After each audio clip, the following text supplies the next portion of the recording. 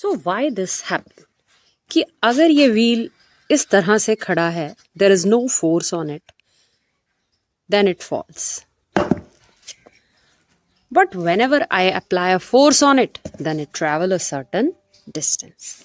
Whenever I push it and I apply a force on it, then it travels certain distance. तो ये सब होता है because of torque. अब ये जो इसके ऊपर फोर्स अप्लाई की गई, सो अभी आपने देखा कि एक मूविंग व्हील जो था जिसपे हमने फोर्स अप्लाई की थी, इट ट्रेवल सर्टेन डिस्टेंस. उसने कुछ दूरी तय की. कब? जब उस पे फोर्स अप्लाई की. क्यों वो बैलेंस्ड रहा? Because of torque. बात करते हैं इस टॉर्क की कि ये टॉर्क जो है वो क्या है. This is called twisting force. इसे हम कहते हैं ट्विस्टिंग फोर्स. हमने व्हील पर फोर्स अप्लाई की, वो मूव करता जा रहा है नेक्स्ट इन फॉरवर्ड डायरेक्शन. क्योंकि जो टॉर्क है it will act in perpendicular direction.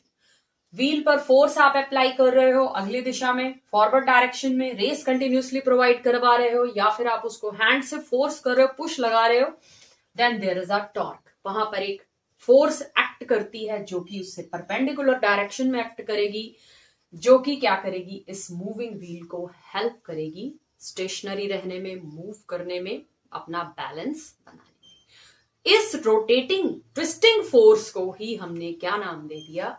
Torque दे दिया. So I hope you all understand what is torque. Torque is force into distance and its units are newton metre. So this is your torque.